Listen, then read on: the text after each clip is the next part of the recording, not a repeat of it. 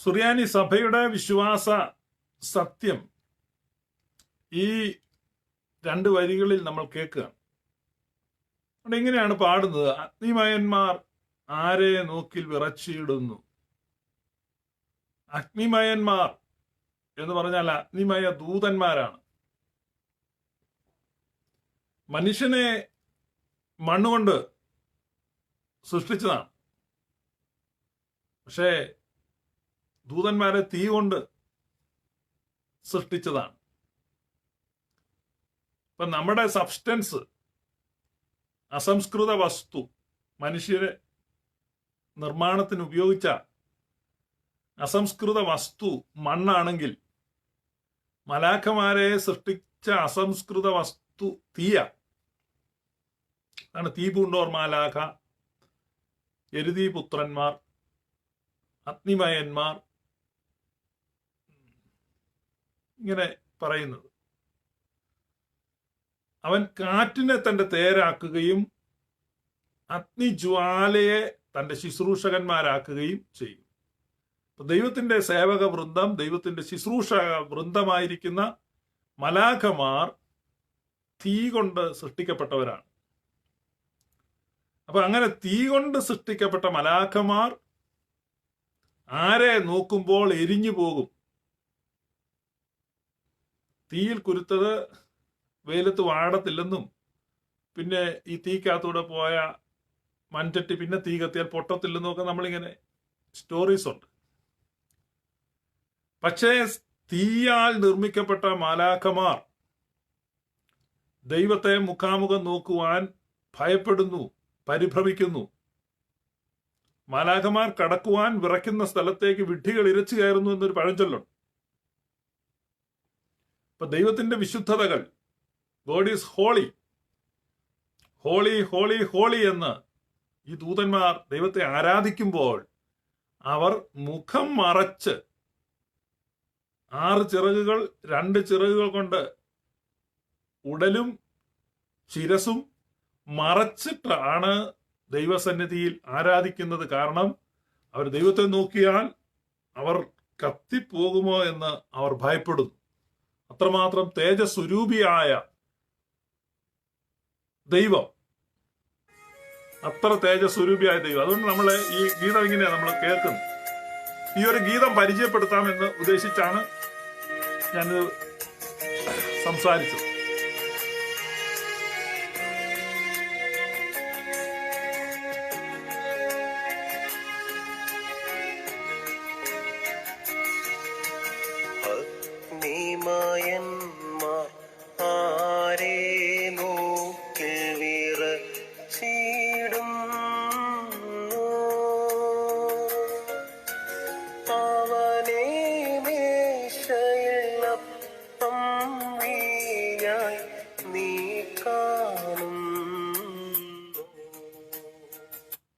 പരിശുദ്ധ സഭയുടെ വിശുദ്ധ കുർബാനയെ പറ്റിയുള്ള ദർശനം, ഉപദേശം എല്ലാം ആ 2 വരികളിലുണ്ട്. അഗ്നിമയന്മാർ ആരെ നോക്കിൽ വിറച്ചിടുന്നു. അപ്പോ ഏതൊരു ദൈവത്തെ നോക്കുമ്പോഴാണോ ഈ അഗ്നിമയ ദൂതന്മാർ വിറയ്ക്കുന്നത്, അല്ല നോക്കിയാൽ അവർ എരിഞ്ഞു പോകുന്നത്, ആ ദൈവത്തെ അപ്പവീഞ്ഞുകളായിട്ട് നീ കാണുന്നു. ആ ദൈവത്തെ അപ്പവീഞ്ഞുകളായിട്ട് നീ കാണുന്നു.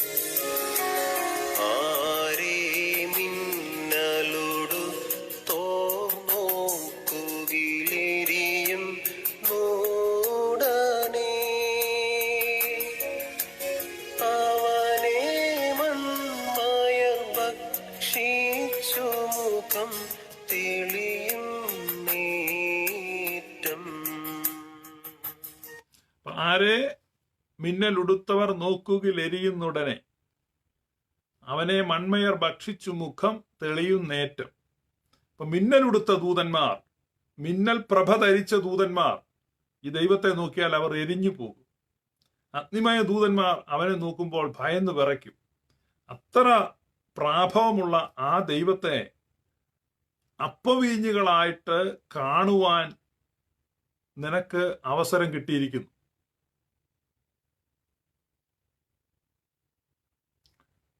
അപ്പോ അവനെ ആ അപ്പവീഞ്ഞുകളിൽ കാണുവാൻ നിനക്ക് അവസരം കിട്ടിയിരിക്കുന്നു. വില്യം മല്ലശ്ശേരി അവിടെ ഒരു കമന്റ് എഴുതിയിട്ടുണ്ട്. അഗ്നിമയ ദൂതന്മാർ ത്രിയേക ദൈവത്തെ നോക്കിയാണ് വിറയ്ക്കുന്നത്. ത്രിയേക ദൈവത്തിലെ പുത്രൻ തമ്പുരാനാണ് മനുഷ്യാവതാരം എടുത്ത് ഭൂമിയിലേക്ക് വന്നത്.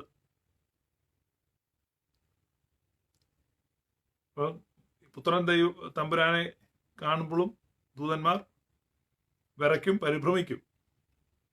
കാരണം അവന്റെ ദൈവത്വത്തിന് ഒരു കുറവും ഇല്ല. ആദ്യം മനസ്സിലാക്കണം. അപ്പൊ ഈ സഭയുടെ വിശ്വാസം, അഗ്നിമയന്മാർ ആരെ നോക്കിൽ വിറച്ചിടുന്നു, അവനെ മേശയിൽ അപ്പവീഞ്ഞുകളായി നീ കാണും. ഇപ്പൊ വിശുദ്ധ കുർബാനയെ പലരും പല രീതിയിലാണ് കാണുന്നത്. ക്രിസ്തീയ സഭയിൽ മിക്കവാറും എല്ലാ സഭക്കാരും ഈ അപ്പവീഞ്ഞുകൾ എടുത്ത് വെക്കാറുണ്ട്. ചിലർ ഈ അപ്പവീഞ്ഞുകൾ തമാശ പറഞ്ഞും ലോകകാര്യങ്ങൾ പറഞ്ഞും നാട്ടുവർത്തമാനങ്ങൾ പറഞ്ഞും സഭാരാഷ്ട്രീയം പറഞ്ഞും സംസാരിച്ചും ഒക്കെ കൊണ്ട് ഇത് മുറിച്ചു വെക്കാറുണ്ട്. അപ്പം നുറുക്കാൻ കൂടി വന്നു എന്നൊരു പ്രയോഗം ബൈബിളിൽ കാണുന്നു. അപ്പം നുറുക്കാൻ കൂടി വന്നു.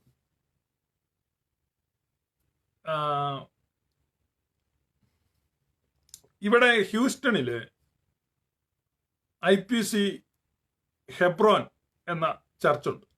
IPC ഹെബ്രോൻ വലിയൊരു പള്ളിയാണ്. എനിക്ക് വലിയ ഇഷ്ടമാണ് ആ പള്ളി. കാരണം അവർ വളരെ സിസ്റ്റമാറ്റിക് ആയിട്ടൊക്കെ നടത്തുന്ന 100-400 ഫാമിലിയൊക്കെ ഉണ്ട്. വളരെ ഭംഗിയാണ്. അപ്പൊ ആ പള്ളിയിൽ നിന്നുള്ള ഒരാള് കുറെ വർഷം മുമ്പാട്ടോ, കൃത്യമായിട്ട് പറഞ്ഞ ഒരു 6 വർഷം മുമ്പ്, ഒരു 6 വർഷം മുമ്പ് അവിടുന്ന് ഒരാൾ എന്നെ വിളിച്ചു പറഞ്ഞു, പാസ്റ്റർ, ഇവിടുത്തെ ഈ കർത്തൃമേശയുടെ നടത്തിപ്പിൽ എനിക്ക് അത്ര സംതൃപ്തിയില്ല. അതുകൊണ്ട് ഞാൻ നിങ്ങളുടെ അങ്ങോട്ട് വരട്ടെ എന്ന് വെച്ചു. അപ്പൊ ഞാനിവിടെ വേറൊരു IPCയിലാണ് പോകുന്നത്. IPC ബദേൽ. പാസ്റ്റർ KC ചാക്കോയാണ് അവിടെ പാസ്റ്ററായിട്ടിരിക്കുന്നത്. അപ്പൊ ഇദ്ദേഹത്തിന് ഈ എബ്രോനിലെ കർത്തൃമേശ നടത്തിപ്പിൽ അത്ര താല്പര്യമില്ല. അപ്പൊ അതുകൊണ്ട് നിങ്ങളുടെ അങ്ങോട്ട് വരട്ടെ എന്ന് ചോദിച്ചു. ഞങ്ങളുടെ അവിടെ ഈ കൂടുതൽ ഞായറാഴ്ചകളിലും കർത്തൃമേശ നടത്തിക്കൊണ്ടിരുന്ന പാസ്റ്റർ രാജൻ എന്ന് പറഞ്ഞ ഒരു പാസ്റ്ററാണ്. അദ്ദേഹം ഇന്ന് നമ്മെ വിട്ടുപിരിഞ്ഞു. ഇപ്പൊ യശസ്വരനായ വ്യക്തിയാണ്. അപ്പൊ അദ്ദേഹം ആണ് കർത്തൃമേശയൊക്കെ നടത്തിക്കൊണ്ട്. പക്ഷെ ഇവിടെയെല്ലാം ഒരു പ്രത്യേകതയുണ്ട്. ഈ അപ്പം നുറുക്കുക എന്നുള്ള ഒരു പരിപാടി അവിടെ ഇല്ല. കാരണം ഇവര് നേരത്തെ നുറുക്കിക്കൊണ്ട് അവിടെ വെക്കുക. അപ്പം നുറുക്കുകളുടെ വിതരണമാണ് നടക്കുന്നത്. അതായത് അപ്പം നുറുക്കൽ എന്ന് പറയുന്ന അതും മാറ്റിക്കളഞ്ഞു. അപ്പൊ ഇത് ഈ നടത്തിക്കുന്നവർക്കും പങ്കെടുക്കുന്നവർക്കും ഒക്കെ ഒരു മാനസികമായ ബുദ്ധിമുട്ടുണ്ട്. കാരണം പണ്ടൊക്കെ അപ്പം നുറുക്കലുണ്ട്, ഇപ്പൊ അപ്പം നുറുക്കൽ ഇല്ല എന്നൊക്കെ അവര് ഇങ്ങനെ പറയും. അപ്പോ ഞാനതേക്കുറിച്ച് പാസ്റ്ററോട് ചോദിച്ചോ, പാസ്റ്റർ പറഞ്ഞു അതിലൊന്നും വലിയ അർത്ഥമില്ല, എങ്ങനെയും കൊടുത്താൽ മതി. ഇപ്പം ഞാൻ പറഞ്ഞ അവരെ അത്രയും ഒരു പ്രാധാന്യം കൊടുക്കുന്നില്ല. എന്ന് പറഞ്ഞാൽ ഇറ്റ്സ് ജസ്റ്റ് എ മെമ്മോറിയൽ. അതിപ്പോ നമ്മളൊരു മെമ്മോറിയൽ ആയിട്ട് നടത്തുന്നത്. ഇപ്പൊ നമ്മൾ അവിടെ നിന്ന് അന്നേരം മുറിക്കുന്നത്, കുറച്ച് നേരത്തെ കൊണ്ട് മുറിച്ച് അവിടെ വെക്കുന്നു, ഇതൊന്ന് ഡിസ്ട്രിബ്യൂട്ട് ചെയ്യുന്നു, അത്രയൊക്കെ ഉള്ളൂ. ഇവിടെ ഇപ്പം വലിയ ചർച്ചിലൊക്കെ, ഇപ്പൊ ഇവിടെ ജോയലോസിന്റെ ഒക്കെ ചർച്ചിൽ പോയാൽ അവിടെ എങ്ങനെയാന്ന് വെച്ച് കഴിഞ്ഞാൽ ഈ റെഡിമെയ്ഡ് ആയിട്ട് ഈ ചെറിയൊരു സാഷയാണ് ഒരു, ഞാനത് പറഞ്ഞു എടുത്തോണ്ട് വന്നിരുന്ന നിങ്ങളെ ലൈവിൽ കാണിക്കാൻ. അതായത് ചെറിയൊരു ഇത്രയുള്ളൊരു പാത്രമാണ്, അതിനകത്ത് ചെറിയൊരു അപ്പക്കഷ്ണവും ഒരല്പം മീഞ്ഞും കൂടെ ഒരുമിച്ച് സീൽ ചെയ്ത് വെച്ചിരിക്കും. ഇത് ഫാക്ടറിയിൽ ഉണ്ടാക്കുന്ന, അതിങ്ങനെ ക്രേറ്റ് കണക്കിന് കൊണ്ട് അടുക്കി വെച്ചേക്കും. ഇത് വാതക്കല് നമ്മുടെ എൻട്രൻസിൽ ഇങ്ങനെ നമ്മൾ ഈ സോഡാ കുപ്പിയൊക്കെ കൊണ്ട് വെക്കുന്നത്, അതിങ്ങനെ അടുക്കി അടുക്കി അടുക്കി. ഇപ്പൊ നമ്മളിങ്ങനെ ഈ ചർച്ചിലോട്ട് ചെല്ലുമ്പോൾ വാതക്കൽ ഇതിരിപ്പുണ്ട്, നമുക്ക് ഇത് ഒരെണ്ണം എടുത്തോണ്ടെങ്കിൽ കയറിയാൽ മതി. വാതക്ക ഇത് വെച്ചിട്ട് നമ്മൾ ഇത് ഒരെണ്ണം എടുത്തോണ്ട്, ഇപ്പൊ നമ്മൾ ചെല്ലുമ്പോഴേ വാതക്ക ഇരിപ്പുണ്ട്, ഈ റെഡിമെയ്ഡ് സാധനം ഇതെടുത്തോണ്ട് അകത്ത് കയറി നിൽക്കുക. പിന്നെ അവസാനം ഇത് സമയമാകുമ്പോൾ അവിടെ നിന്ന് അനൗൺസ് ചെയ്യുമ്പോൾ എല്ലാവരും ഇത് പൊട്ടിച്ച് അങ്ങ് കഴിക്കുക. അങ്ങനെ ഒരു പരിപാടി ഇങ്ങനെ പല രീതിയിലാണ്. ഞാൻ പറഞ്ഞ ഓരോരുത്തരും ഓരോ രീതിയിലാണ് ഇതിനെ കാണുന്നത്. അപ്പൊ അവരുടെ എല്ലാം അവർ സംഭവിക്കുന്നത് 2000 വർഷം മുമ്പ് ഒരു രാത്രിയിൽ യേശു കർത്താവ് ശിഷ്യന്മാരുമായി ചേർന്ന് അപ്പവീഞ്ഞുകൾ ഭക്ഷിച്ചു. അപ്പൊ കർത്താവിനെ ഓർക്കാൻ, ആ പീഡാസഹനത്തെ ഓർക്കാൻ വേണ്ടി അങ്ങനെയുള്ള ഒരു മെമ്മോറിയൽ. അപ്പൊ അതുകൊണ്ട് ഇവരും ഈ അപ്പവും വീഞ്ഞും എടുത്ത് ആ ഒരു മെമ്മോറിയൽ നടത്തുന്നു, അതിനൊരു അനുസ്മരണം. അപ്പൊ നമ്മൾ ഈ അപ്പവും വീഞ്ഞും എടുത്ത് ഇങ്ങനെ കഴിക്കുമ്പോൾ 2000 വർഷം മുമ്പ് യേശു ശിഷ്യന്മാർ അങ്ങനെ കഴിച്ചല്ലോ എന്ന് ഓർക്കുന്നു. That's it. അതാണ് മെമ്മോറിയൽ.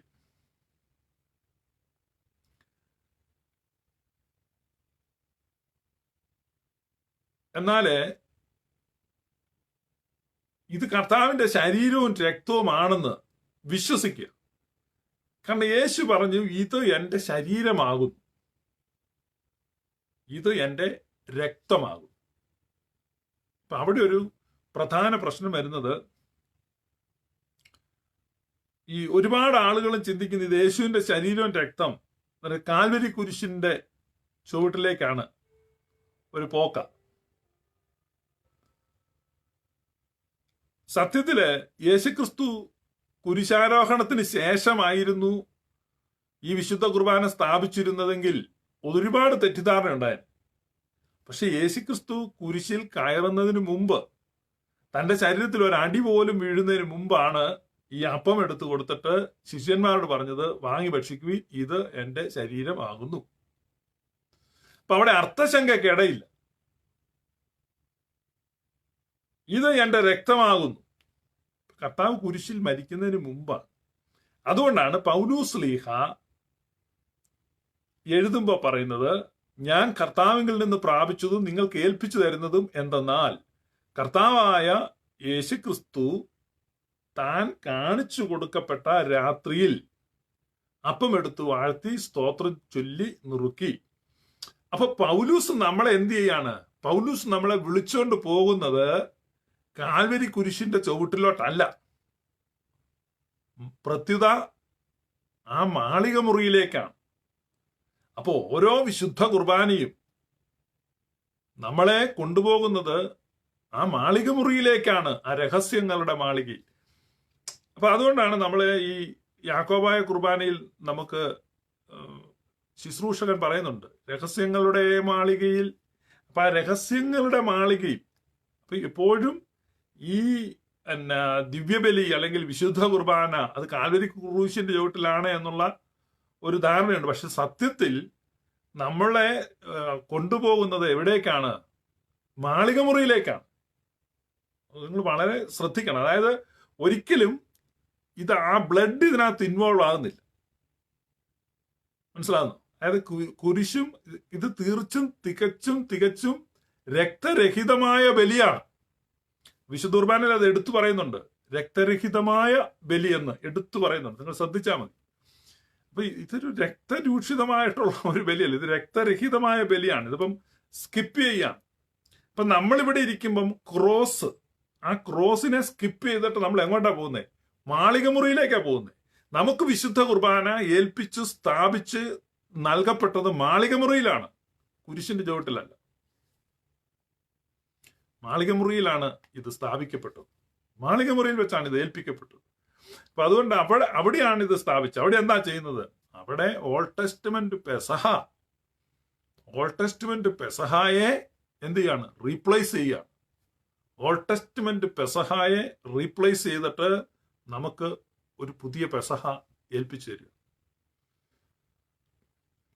അപ്പം ഇത് നമുക്ക് പുതിയ ഒരു ബലിയാണ്. അപ്പൊ ഇതിനെ കാണുന്നത് ഞാൻ പറഞ്ഞല്ലോ പല രീതിയിൽ. അപ്പൊ അവരത് മെമ്മോറിയലായിട്ട് കാണും.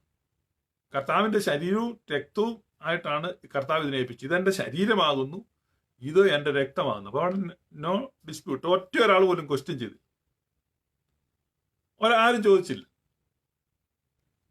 യോഹന്നാന്റെ സുവിശേഷം 6-ാം അധ്യായത്തിൽ ചോദിച്ചു, നിന്റെ ശരീരം ഞങ്ങൾക്ക് എങ്ങനെ തിന്നാൻ തരാൻ പറ്റും? നിന്റെ രക്തം ഞങ്ങൾക്ക് എങ്ങനെ കുടിക്കാൻ തരാൻ പറ്റും? അപ്പൊ പല ആളുകൾക്കും ഇടർച്ചയായി, അസ്വസ്ഥതയായി.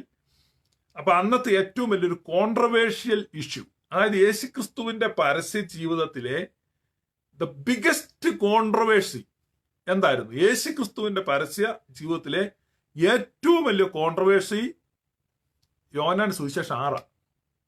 അതിനേക്കാൾ വലിയ കോൺട്രവേഴ്സി ഇല്ല, ഏറ്റവും വലിയ കോൺട്രവേഴ്സി. ഇപ്പൊ നമുക്ക് ഓരോ ആളുകളെ എടുക്കാമല്ലോ. ഇപ്പൊ നമ്മുടെ പൂഞ്ഞാർ MLA PC ജോർജിനെ പറ്റി എടുത്തു കഴിഞ്ഞാൽ അദ്ദേഹത്തിന്റെ ജീവിതത്തിൽ ഒരുപാട് കോൺട്രവേഴ്സി ഉണ്ട്.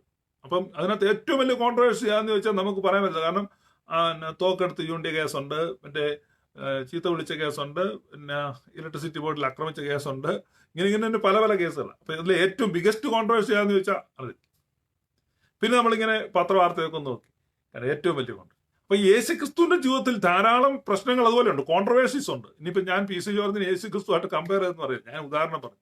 അപ്പൊ യേശുക്രിസ്തുവിന്റെ ജീവിതത്തിൽ ധാരാളം കോൺട്രവേഴ്സി ഉണ്ടെങ്കിൽ അതിനകത്ത് ഏറ്റവും വലിയ കോൺട്രവേഴ്സി ആണെന്ന് ചോദിച്ചാൽ ഈ യോഹന്നാന്റെ സുവിശേഷം 6-ാം അധ്യായത്തിൽ യേശു പറഞ്ഞ ഒരു കാര്യമാണ്, എന്റെ ശരീരം ഭക്ഷിക്കുകയും എന്റെ രക്തം പാനം ചെയ്യും.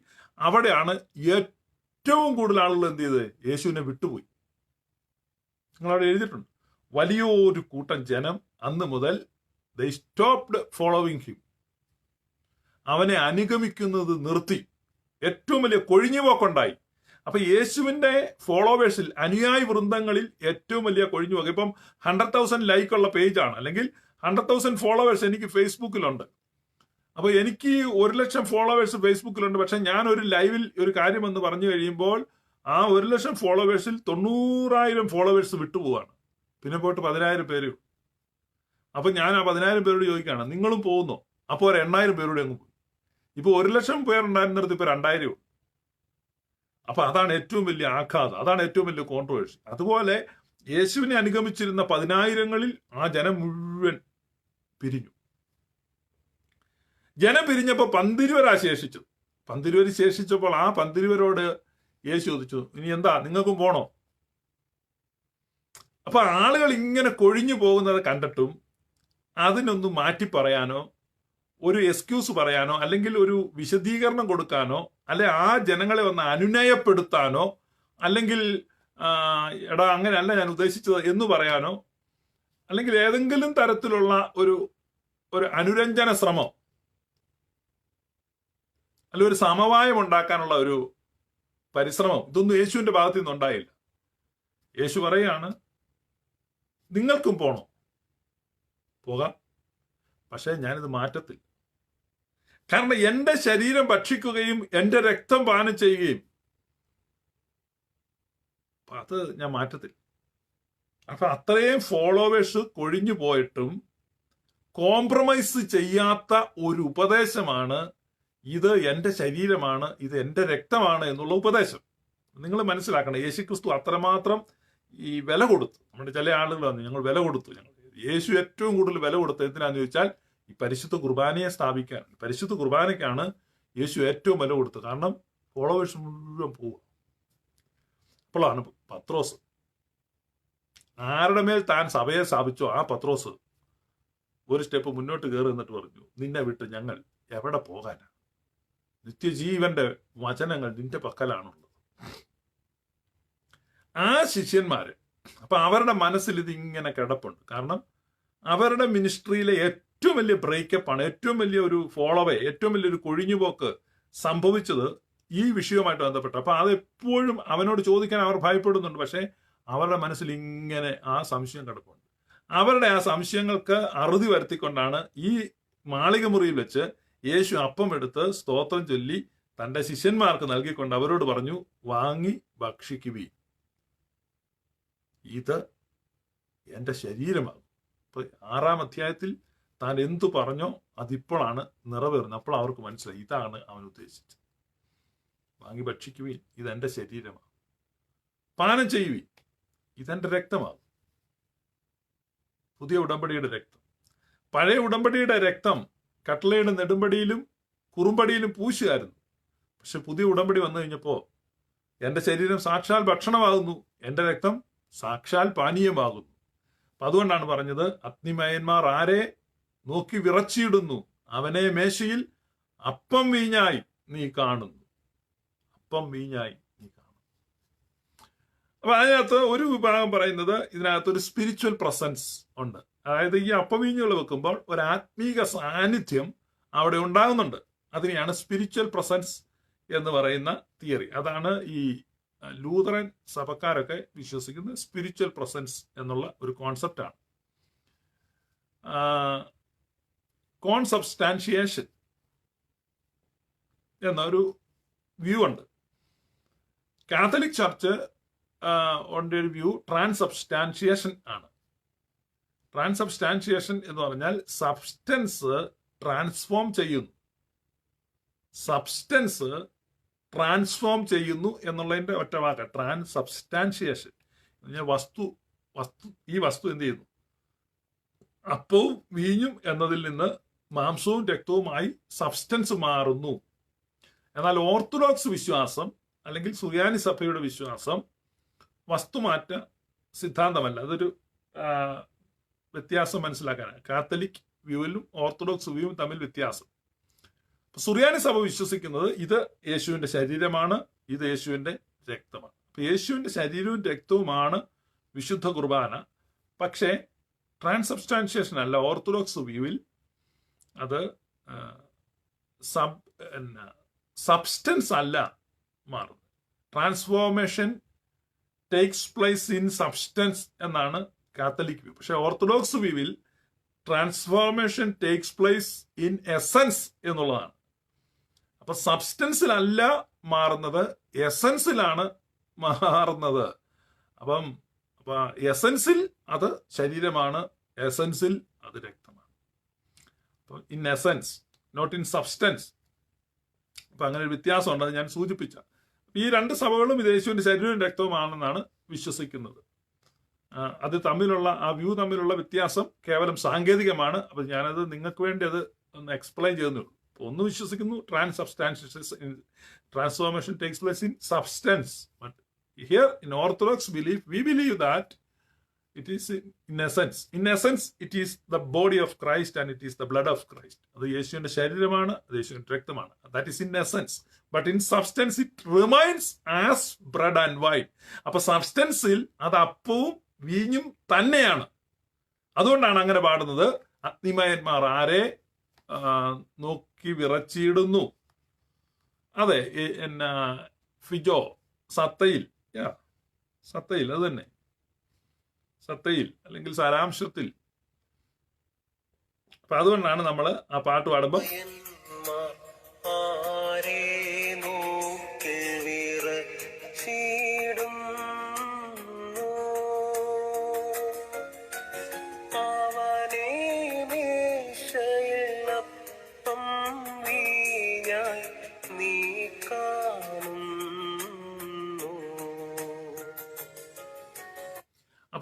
അപ്പം വീഞ്ഞായിട്ടാണ് നമ്മൾ കാണുന്നത്. അപ്പൊ നമ്മുടെ ഈ നേത്രങ്ങൾ കൊണ്ട് നോക്കുമ്പോൾ നമ്മൾ അപ്പമായി കാണുന്നു, വീഞ്ഞായി കാണുന്നു. പക്ഷെ അതാരാണ്? അത് അഗ്നിമയന്മാർ ആരെ നോക്കുമ്പോൾ വിറയ്ക്കുന്നു അവനാണ്. അപ്പൊ ഇതിനൊരു ഒരു തെളിവ് ഇതെങ്ങനെ അങ്ങനെ സംഭവിക്കും എന്ന് ചോദിച്ചാൽ,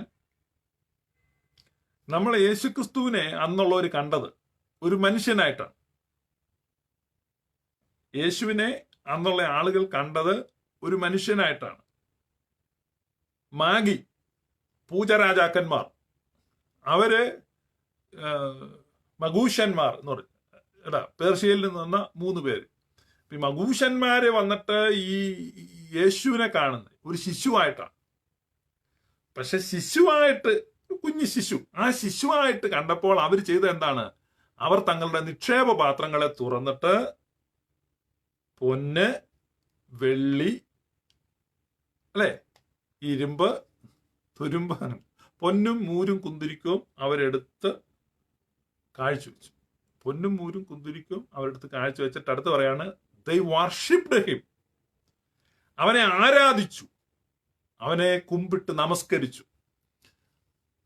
അപ്പൊ നമ്മുടെ മാനുഷികമായിട്ട് ചിന്തിക്കുക ഒരു കൊച്ചു ശിശുവാണ്. അപ്പൊ ഈ ഒരു ശിശുവിനെ കാണുമ്പോൾ എന്തിനാ വർഷിപ്പ് ചെയ്യുന്നേ? പക്ഷെ അവർ കണ്ടത് ദൈവത്തെയാണ്. ആരിൽ കണ്ടു? ആ ശിശുവിനെയാണ് കാണുന്നത്. നഗ്നനേത്രങ്ങളാൽ കാണുന്നത് ശിശുവിനെയാണെങ്കിലും വിശ്വാസ നയനങ്ങളാൽ അവർ സർവശക്തനായ ദൈവത്തെ കണ്ടു. യേശു കർത്താവ് നസറേത്തിലൂടെ നടന്നു, ജെറുസലേമിൽ വന്നു. അപ്പോൾ ഒരു മനുഷ്യരൂപമാണ്. മനുഷ്യരൂപമാണെങ്കിലും പത്രോസ് പറഞ്ഞു, നീ ജീവനുള്ള ദൈവത്തിന്റെ പുത്രനായ ക്രിസ്തു. മനുഷ്യരൂപത്തിലാണ്, മറ്റൊന്നും ചിന്തിക്കാനില്ല. എല്ലാ മനുഷ്യരെയും പോലെ സാധാരണ ഒരു മനുഷ്യരൂപം തന്നെയാണ്. പക്ഷേ അത് ദൈവമാണ്. ദൂതന്മാർക്ക് മനസ്സിലായി. കുരിശിൽ കിടക്കുമ്പോൾ ദൂതന്മാർ പറഞ്ഞു, ദൈവമേ നീ പരിശുദ്ധനാകും. ബലഹീനത കണ്ടിട്ടും പറഞ്ഞു, ബലവാനേ നീ പരിശുദ്ധനാകും. മരിക്കുകയാണോ ജീവൻ എന്താ പോണു? അവര് പറഞ്ഞില്ല, മരണമില്ലാത്തവനെ നീ പരിശുദ്ധനാകും. ഇതെല്ലാം കോൺട്രാസ്റ്റാണ്. മനുഷ്യനെ നോക്കിയിട്ട് ദൈവമേ എന്ന് വിളിക്കുന്നു, ബലഹീനനെ നോക്കിയിട്ട് ബലവാനെ എന്ന് വിളിക്കുന്നു, മരിക്കുന്നവനെ നോക്കിയിട്ട് മരണമില്ലാത്തവനെ എന്ന് വിളിക്കുന്നു. അപ്പൊ താഴെ നിന്നിട്ട് നിക്കോദിമോസും കൂട്ടരും പറഞ്ഞു, ഞങ്ങൾക്ക് വേണ്ടി കുരിശിക്കപ്പെട്ടവനെ ഞങ്ങളോട് കരുണ ചെയ്യണം. ഇതാണ് മിസ്റ്ററി. ഇതാണ് വിശ്വാസം എന്നത്. ആശിക്കുന്നതിന്റെ ഉറപ്പും കാണാത്ത കാര്യങ്ങളുടെ നിശ്ചയമാണ്. ഇതാണ് സഭയുടെ അടിസ്ഥാനം. അതുകൊണ്ട് പ്രാർത്ഥന തുടങ്ങുമ്പോൾ തന്നെ ദൈവമേ നീ പരിശുദ്ധനാകുന്നു, ബലവാനെ നീ പരിശുദ്ധനാകുന്നു, മരണമില്ലാത്തവനെ നീ പരിശുദ്ധനാകുന്നു, ഞങ്ങൾക്ക് വേണ്ടി കുരിശിക്കപ്പെട്ടവനെ ഞങ്ങളുടെ മേൽ കരുണ ചെയ്യണമേ. ഇത് പ്രാർത്ഥിക്കാൻ കഴിയുന്നവന് ആ അപ്പവും വീഞ്ഞും കാണുമ്പോൾ അത് ശരീരവും രക്തവുമാണെന്ന് വിശ്വസിക്കാൻ ഒരു ബുദ്ധിമുട്ടുമില്ല. മനസ്സിലായോ? അപ്പൊ ഈ ബേസിക് ഇല്ലാത്ത ആളുകളെ സംബന്ധിച്ച് അവർക്ക് അപ്പവും വീഞ്ഞും അവർ എത്ര നാൾ നോക്കിയാലും അപ്പവും വീഞ്ഞും കാണത്തുള്ളൂ. അവർക്ക് അതിനപ്പുറത്തൊന്നും കാണാൻ പറ്റത്തില്ല. വിശ്വാസത്തിന്റെ കണ്ണുകൾ തുറക്കപ്പെടുക. അപ്പൊ ഈ വിശ്വാസത്തിന്റെ കണ്ണുകൾ തുറക്കപ്പെടുന്നതിനെ കുറിച്ചാണ്, അതാണ് പൗലുസ്ലീഹായുടെ അനോയിന്റ് ചെയ്യുമ്പോൾ പറയുന്നത്, ഞാൻ നിന്നെ ദൂരത്ത് ജാതികളുടെ അടുക്കലേക്ക് അയക്കും. എന്തിനാണ്? അനേകരുടെ കണ്ണുകൾ തുറക്കേണ്ടതിന്. അനേകരുടെ കണ്ണുകൾ തുറക്കേണ്ടതിന്. എന്തിനാ കണ്ണുകൾ തുറക്കുന്നത്? കണ്ണുകൾ തുറക്കപ്പെട്ടവൻ ഈ അപ്പവീഞ്ഞുകളെ നോക്കുമ്പോൾ അവന് മനസ്സിലാകും ഇത് ഈശോമിശിഹായുടെ ശരീര രക്തങ്ങളാണെന്ന്. കണ്ണുകൾ തുറക്കപ്പെടാത്തവർക്ക് ഈ അപ്പവീഞ്ഞുകളെ നോക്കുമ്പോൾ അത് കേവലം അപ്പവും വീഞ്ഞുമായിട്ട് തോന്നും. അപ്പൊ അതാണ് ഈ കണ്ണ് തുറക്കപ്പെടുക എന്ന് പറയുന്നതിന്റെ അർത്ഥം. അപ്പൊ അതാണ് ക്രിസ്ത്യാനിറ്റിയുടെ എസൻസ്. അപ്പൊ ക്രിസ്ത്യാനിറ്റിയുടെ ആകത്തുക എന്ന് പറഞ്ഞാൽ വിശുദ്ധ കുർബാനയിലാണ് അധിഷ്ഠിതമാണ്. വിശുദ്ധ കുർബാനയുമായിട്ട് ബന്ധപ്പെട്ടാണ് ക്രിസ്ത്യാനിറ്റി നിൽക്കുന്നത്. അതിന് ചുറ്റുമാണ്. അല്ല, അത് വിട്ടൊരു കാര്യമില്ല. അത് വേണമെങ്കിൽ, സൗകര്യമുണ്ടെങ്കിൽ, സമയമുണ്ടെങ്കിൽ, നമുക്ക് ഉണ്ടെങ്കിൽ വേണമെങ്കിൽ അപ്പം നോ. ഇത് ഏറ്റവും പ്രധാനപ്പെട്ട കാര്യമാണിത്. കാരണം താന്റെ ജീവിതത്തിൽ യേശുക്രിസ്തുവിന്റെ പരസ്യമായ പഠിപ്പിക്കലിൽ ഏറ്റവും കൂടുതൽ ആളുകൾ കൊഴിഞ്ഞു പോയിട്ടും ഒരു തരത്തിലും കോംപ്രമൈസ് ചെയ്യാതെ ഉറപ്പിച്ചും തറപ്പിച്ചും ആവർത്തിച്ചും താൻ പ്രബോധിപ്പിക്കുകയും പഠിപ്പിക്കുകയും ചെയ്ത വിഷയമാണിത്. ഏറ്റവും അവസാനം താൻ പിടിക്കപ്പെടുമ്പോൾ ആ അവസാനത്തെ നിമിഷം താൻ സ്ഥാപിച്ചതാണ്. ഇപ്പൊ നമുക്കറിയാം, മരണസമയത്തെ മൊഴിക്ക് വലിയ പ്രാധാന്യം. കാരണം ഇപ്പൊ നിങ്ങൾ മരിക്കാൻ പോവാന്നറിയാം. അപ്പോൾ ഏറ്റവും പ്രധാനപ്പെട്ട കാര്യം പിന്നെ പറയും. മരിക്കാൻ അല്ലെങ്കിൽ പിടിക്കപ്പെടാൻ മിനിറ്റുകൾ ശേഷിച്ചിരിക്കുമ്പോൾ ഏറ്റവും അവസാനം ഏറ്റവും പ്രാധാന്യമുള്ള കാര്യം സ്ഥാപിച്ചു. അതാണ് പറഞ്ഞു, വാങ്ങി ഭക്ഷിച്ചുകൊള്ളി. അതുകൊണ്ടാണ് കർത്താവ് ഇത് അവസാനത്തോളം വെച്ചിട്ട് ഏറ്റവും ലാസ്റ്റ് ചെയ്ത്. കാരണം അവരുടെ മനസ്സിൽ നിന്ന് ഒരിക്കലും മാറിപ്പോകരുത്. ഏറ്റവും ഇമ്പോർട്ടൻ്റ് ആയിട്ടുള്ള കാര്യമാണ്. ഇപ്പൊ ഏറ്റവും പ്രധാനപ്പെട്ട ടീച്ചിങ് ആണ്. ഏറ്റവും പ്രധാനപ്പെട്ട ടീച്ചിങ്. കാരണം നമ്മൾ ഒരു കാര്യം പഠിപ്പിക്കുമ്പോൾ എന്തെങ്കിലും കാണിച്ച് പഠിപ്പിച്ചാൽ കൂടുതൽ മനസ്സിൽ നിൽക്കും. അല്ലെ? നിങ്ങൾ സ്കൂളിൽ പഠിച്ചപ്പം ഞാനിപ്പോഴും ഓർക്കുന്നുണ്ട്. ഞാനൊക്കെ ഈ പ്രൈമറി സ്കൂളിൽ പഠിക്കുന്ന സമയത്ത് മാത്തമാറ്റിക്സ്, ഈ കണക്ക് ഗുണിക്കാൻ വേണ്ടി ഞങ്ങളെല്ലാം ഇങ്ങനെ ഈ ചൂരലിങ്ങനെ മുറിച്ചിങ്ങനെ കെട്ടിക്കൊണ്ടില്ല, 10 വെച്ച് ഈറ്റത്തണ്ട് ഇങ്ങനെ കെട്ടിക്കൊണ്ടുപോകും. ചൂരൽ ഓരോരുത്തരും ഓരോന്നും കൊണ്ട്. അപ്പൊ ഈ കെട്ടുകൾ ഇങ്ങനെ മേശപ്പുറത്ത് അടിക്കുക. ഇപ്പോഴും എന്റെ മനസ്സിൽ ആ ചിത്രം നിൽപ്പുണ്ട്. അതുകൊണ്ട് എന്നെ സംബന്ധിച്ച് ഈ മാത്തിന്റെ പട്ടിക ഇന്നും മനപ്പാട്. കാരണം ഇപ്പൊ ഈ ഗുണിക്കുന്ന കാര്യമൊക്കെ പറയുമ്പോഴേക്കും ഇപ്പൊ 164, 28 എന്ന് പറയുമ്പോൾ സെക്കൻഡ് വെച്ച് എന്റെ മനസ്സിൽ അതിന്റെ ഉത്തരം വരും. കാരണം ഇത് ചെറുപ്പത്തിൽ ഇതിങ്ങനെ കണ്ടതാ. ഇതിങ്ങനെ ഈ കെട്ടുകൾ വെച്ച് ക്ലാസ് മുറിയുടെ ഒരു മൂല മുഴുവൻ ഇങ്ങനെ കെട്ടാ, ബണ്ടിൽസായിരുന്നു. അപ്പോൾ ഒരു 2-3 മാസത്തേക്ക് ഇത് തന്നെ പരിപാടി. പക്ഷെ അത് നമ്മുടെ മനസ്സിൽ അതങ്ങ് ഇമേജ് കയറി. എന്താണ് ഈ മൾട്ടിപ്ലിക്കേഷനിൽ എന്താണ് സംഭവിക്കുന്നത് ശരിക്കും കാണിച്ചു തരികയാണ്. കേവലം ബുക്കിൽ എഴുതല്ല. മൾട്ടിപ്ലിക്കേഷൻ, വാട്ട് ഈസ് മൾട്ടിപ്ലിക്കേഷൻ എന്നുള്ളതിനെ പറ്റി ക്ലിയർ ഇമേജ് കിട്ടി. അപ്പൊ അതുപോലെ ഈ പഠിപ്പിക്കുകയാണ്. ഇപ്പൊ ഇവിടെ പഠിപ്പിക്കുന്നതാണ്, യേശു അപ്പം എടുത്തു. അപ്പൊ നമ്മുടെ കാഴ്ച. എന്നിട്ട് യേശു പറയാണ്, ഇതെന്റെ ശരീരം, കേൾവി. എന്നിട്ട് പറയാണ്, വാങ്ങി ഭക്ഷിച്ചുകൊള്ളി. എന്നിട്ട് നമ്മൾ എന്ത് ചെയ്യാണ്? സ്പർശനം. അപ്പൊ ദർശനം, ശ്രവണം, സ്പർശനം, പിന്നെ എന്ത് ചെയ്യാണ്? ഭക്ഷിക്കുകയാണ്, രുചിക്കുകയാണ്, എക്സ്പീരിയൻസ് ചെയ്യാണ്, ആസ്വദിക്കുകയാണ്. അപ്പൊ ആ ടീച്ചിങ് ഒരിക്കലും ഒരാളുടെ ജീവിതത്തിൽ നിന്ന് പോകത്തില്ല. അപ്പൊ അതിനാണ് അങ്ങനെ പഠിപ്പിക്കുന്നത്. അപ്പൊ ആ അപ്പം അവന്റെ ശരീരത്തിന്റെ ഭാഗമായി, അവന്റെ വിശ്വാസത്തിന്റെ ഭാഗമായി, അവന്റെ ജീവന്റെ ഭാഗമായി, ജീവിതത്തിന്റെ ഭാഗമായി മാറുകയാണ്. അതുകൊണ്ട് നമ്മൾ വിശുദ്ധ കുർബാന അർപ്പിക്കാൻ വേണ്ടി ഇപ്പൊ സുറിയാനി പള്ളിയിലോട്ട് ചെല്ലുന്ന സമയത്ത് അവിടെ ആ മെഴുകുതിരി ഇങ്ങനെ കത്തുന്ന അല്ലെ, ആ മെഴുകുതിരി കത്തുമ്പം ആ മെഴുകുതിരി ഉരുക്കി വരുന്ന ഒരു മണം, ആ എണ്ണ ഒഴിക്കുന്ന എണ്ണത്തിരിയുടെ ഒരു മണം, അവിടെ ധൂപക്കുറ്റി വീശി വരുമ്പം ആ കുന്തിരിക്കത്തിന്റെ മണം അപ്പൊ നമ്മുടെ മൂക്കിലോട്ട് ആ സ്മെല്ല് കയറുകയാണ്. പിന്നെ അന്നത്തേനും പള്ളിയിൽ മണിയടിക്കുന്ന ശബ്ദം നമ്മുടെ കാതുകളിലേക്ക് ആ ശബ്ദം വരികയാണ്. അങ്ങനെ ഗീതങ്ങളായി, പ്രാർത്ഥനകളായി. അപ്പൊ നമ്മുടെ 5 ഇന്ദ്രിയങ്ങളെയും എന്ത് ചെയ്യാണ്? ഫില്ല് ചെയ്യുകയാണ്. 5 ഇന്ദ്രിയങ്ങളെ ഫില്ല് ചെയ്യുകയാണ്. സ്പർശനം, ദർശനം, ശ്രവണം, ഘ്രാണം എല്ലാം ഫില്ല് ചെയ്യുകയാണ്. മനസ്സിന്റെ 5 ഇന്ദ്രിയങ്ങളെയും അത് ഫില്ല് ചെയ്യുകയാണ്. 10 ഇന്ദ്രിയങ്ങളെയും നിറച്ച് വരികയാണ്. അതാണ് സുറിയാനി സഭയുടെ വിശുദ്ധ കുർബാനയുടെ ശ്രേഷ്ഠത. അവിടെയാണ് പറയുന്നത്, അഗ്നിമയന്മാർ ആരെ നോക്കിൽ വിറച്ചിടുന്നു അവനെ മേശയിൽ നമ്മൾ കാണുകയാണ് അപ്പവും വീഞ്ഞുമായിട്ട്. അപ്പൊ അപ്പവും വീഞ്ഞുമായിട്ടാണ് കാണുന്നതെങ്കിലും നമ്മൾ ഗ്രഹിക്കുന്നത് ഇത് ശരീരവും രക്തവുമാണ് എന്നുള്ളതാണ്. അതാണ് അതിന്റെ പ്രത്യേകത.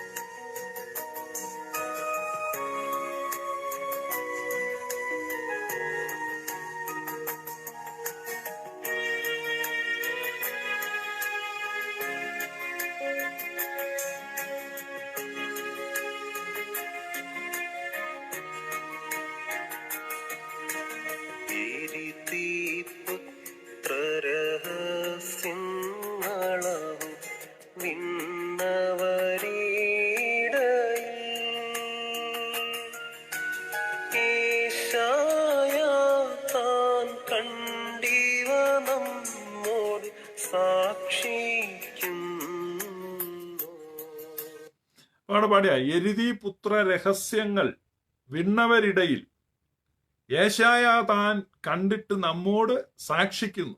അത് യെശയ്യാ പ്രവചനം 6-ാം അധ്യായത്തിൽ കാണുന്ന ഒരു കാഴ്ചയാണ്. കർത്താവ് ഉയർന്നും പൊങ്ങിയും ഇരിക്കുന്ന സിംഹാസനത്തിൽ ഇരിക്കുന്ന കാഴ്ച ഞാൻ കണ്ടു. ഊസിയ രാജാവ് മരിച്ച ആണ്ടിൽ 6-ാം അധ്യായം തുടങ്ങുകയാണ്. കർത്താവ് ഉയർന്നും പൊങ്ങിയും ഇരിക്കുന്ന സിംഹാസനത്തിൽ ഇരിക്കുന്ന കാഴ്ച ഞാൻ കണ്ടു. ഊസിയ രാജാവിന് കുഷ്ഠരോഗമായിരുന്നു, താൻ മരിച്ചുപോയി. ഊസിയ രാജാവിന്റെ ഒരു ആശ്രിതനായിരുന്നു യെശയ്യാവ്. ഇഷ്ടംപോലെ അടിത്തൂണും തുട്ടും കവറും ഒക്കെ കിട്ടുമായിരുന്നു. ഫുഡിനും ഒന്നും പ്രശ്നമില്ലായിരുന്നു, എല്ലാം നല്ലതായിരുന്നു. അപ്പൊ ആ സമയത്ത് കുഴപ്പമൊന്നുമില്ല. 5 അധ്യായം നിങ്ങൾ വായിച്ചാൽ നാട്ടുകാരുടെ മുഴുവൻ കുറ്റമാണ് യെശയ്യാ പറഞ്ഞുകൊണ്ടിരുന്നത്. യെശയ്യാ പറയുകയാണ്, ആകാശമേ കേൾക്കുക, ഭൂമിയെ ചെവി തരിക, ഞാൻ മക്കളെ പോറ്റി വളർത്തി, അവർ എന്നോട് മത്സരിക്കുന്നു. കാള തന്റെ ഉടയവനെയും കഴുത എന്റെ യജമാന്റെ പുൽത്തൊട്ടിയെയും അറിയുന്നു. എന്റെ ജനം എന്നോട് അറിയുന്നില്ല. അയ്യോ, അകൃത്യഭാരം ചുമക്കുന്ന ജനം, ദുഷ്ടന്മാർ വഷളായി നടക്കുന്നു. ദൈവമാരെന്നറിയുന്നില്ല. ആകാശത്തിലെ പെരുഞ്ഞാറിയും കൊക്കും മീവൽ പക്ഷിയും അടങ്ങി വരുന്നതിന്റെ കാലം അറിയുന്നുണ്ട്, പക്ഷേ എന്റെ ജനം അറിയുന്നില്ല. നിങ്ങളുടെ ഉത്സവങ്ങൾ അതാണ്, ഇതാണ്. നിങ്ങൾ യഹൂദ, ഓ നീ പാപിയാകുന്നു. യെരൂശലേമേ നീ മ്ലേച്ഛതയിൽ നിൽക്കുന്നു. ശമരിയയുടെ കാര്യം യെശയ്യാവ് കുറ്റം പറയാത്ത ആരുമില്ല. ഒറ്റ കാര്യമുള്ളൂ, അഷ്ടിക്ക് മുട്ടിൽ. കുശാല് ഭക്ഷണമാണ്, നല്ല താമസമാണ്, രാജാവിന്റെ ആളാണ്. അപ്പൊ അങ്ങനെ ഇരിക്കുന്ന സമയത്ത് കുറ്റം പറയണമെന്ന് തോന്നും. എല്ലാവരുടെയും കുറ്റമാണ്. മൈക്ക് ഇട്ട് കഴിഞ്ഞാൽ പിന്നെ കുറ്റമേ ഉള്ളൂ. അതാണ് യെശയ്യാ പ്രവചനം നിങ്ങൾ വായിച്ച 1-ാം അധ്യായം മുതൽ 5 അധ്യായങ്ങളിലും നാട്ടുകാരുടെ മുഴുവൻ കുറ്റമാണ്. പക്ഷെ 6-ാം അധ്യായത്തിൽ വരുമ്പോൾ ഊസിയ രാജാവ് മരിച്ചു. ഊസിയ രാജാവ് മരിച്ചെന്ന് പറഞ്ഞാൽ ഇംഗം നിന്നുപോയി. ഇംഗം നിന്നുപോയപ്പോൾ ദൈവത്തെങ്കിലേക്ക് നോക്കി, അപ്പോൾ ദർശനം കണ്ടു. അപ്പോൾ യെശയ്യാ പറയാണ്, അയ്യോ ഞാൻ അരിഷ്ട മനുഷ്യൻ, ഞാനൊരു പാപി, ഞാൻ അകൃത്യമുള്ള ജനങ്ങളുടെ ഇടയിൽ അശുദ്ധിയുള്ള അധരങ്ങളോടെ ജീവിക്കുന്നു. ഓ,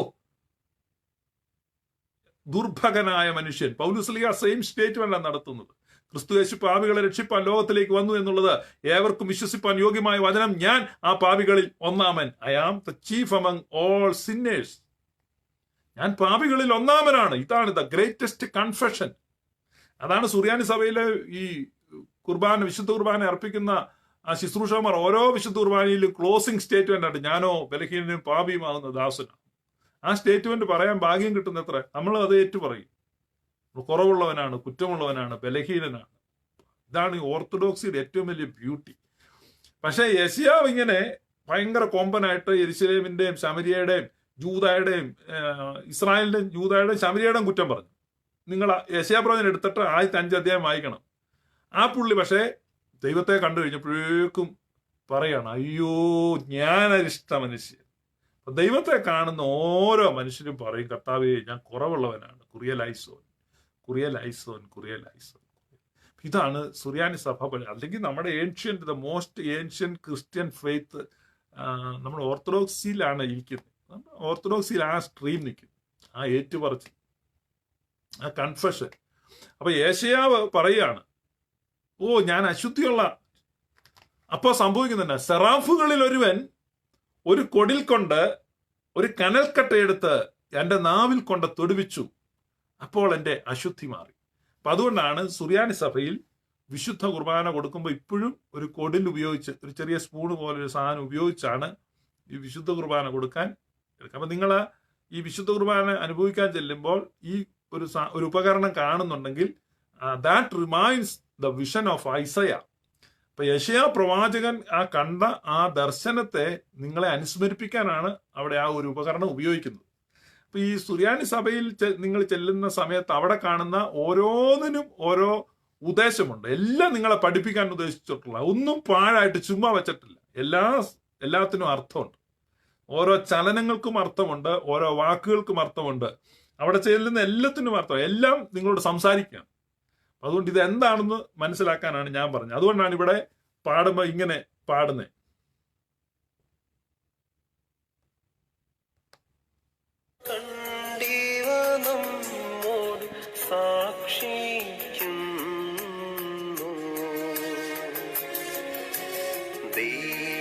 ദൈവത്വത്തിൻ മടിയിലിരി പുരഹസ്യങ്ങളിവാ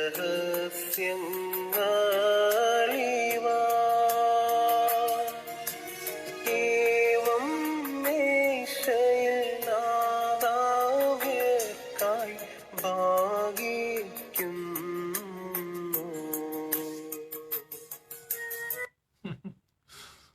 എന്തോ ഒരു കാര്യം അവിടെ പാടി നിങ്ങൾ കേട്ടോ.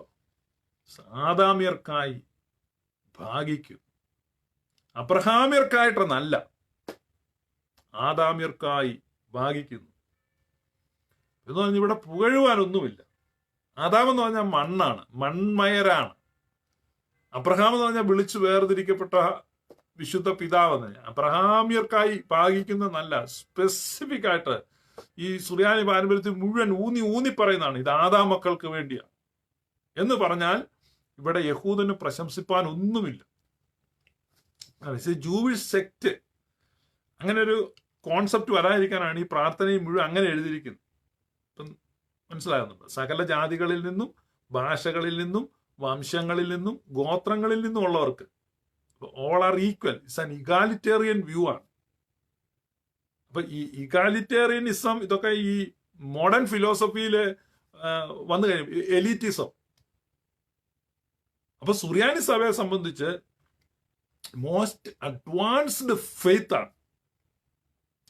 ഈ കഴിഞ്ഞ ഒരു ഇടയ്ക്ക് നമ്മുടെ ശബരിമലയിലെ സ്ത്രീ പ്രവേശനത്തെ പറ്റി ഒരു വലിയ വിവാദം ഉണ്ടായി. ആ വിവാദം ഉണ്ടായ സമയത്ത് ഈ കോതമംഗലം പ്രദേശത്ത് നിന്നുള്ള ഒരു പെൺകുട്ടിയുടെ വോയിസ് ക്ലിപ്പ് എനിക്ക് കിട്ടി. അപ്പൊ അതിനകത്ത് ആ പെൺകുട്ടി പറയുന്ന ഒരുപാട് ആരോപണങ്ങളാണ് സുറിയാനി സഭയെ പറ്റി. സ്ത്രീകൾ സഭയിൽ നേരിടുന്ന കടുത്ത വിവേചനത്തിനും കൊടിയ അനീതിക്കും ഒക്കെ എതിരായിട്ട് അവളിങ്ങനെ ശബ്ദമുയർത്തുന്ന ഒരു വോയിസ് ക്ലിപ്പ്. ആരാണെന്ന് എനിക്കറിയത്തില്ല, എനിക്കൊരു വോയിസ് ക്ലിപ്പ് കിട്ടി. കേൾക്കുന്നവരൊക്കെ അതിന് ശരിയാണ്, നല്ലതാണ്, വളരെ കറക്റ്റാണ് എന്നൊക്കെ പറഞ്ഞ്. അപ്പൊ അത് സുറിയാനി സഭയെ പറ്റി അറിയാൻ പാടില്ലാത്തതുകൊണ്ടാണ്.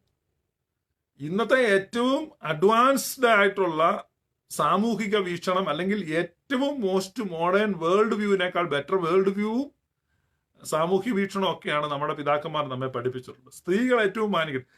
ഈ ബാറബ്രായുടെ കാലത്തും സ്ത്രീകൾക്ക് മധുബഹായിൽ പ്രവേശനമുണ്ടായിരുന്നു 12-ാം നൂറ്റാണ്ടിൽ. നിങ്ങൾ മനസ്സിലാക്കണം. ഇപ്പൊ സുറിയാനി സഭയുടെ ആരംഭം മുതൽ സ്ത്രീകൾക്ക് പട്ടം കൊടുക്കുമായിരുന്നു, സ്ത്രീകൾക്ക് ശുശ്രൂഷ ഉണ്ടായിരുന്നു, സ്ത്രീകൾക്ക് മധുബഹായിൽ പ്രവേശിക്കാമായിരുന്നു.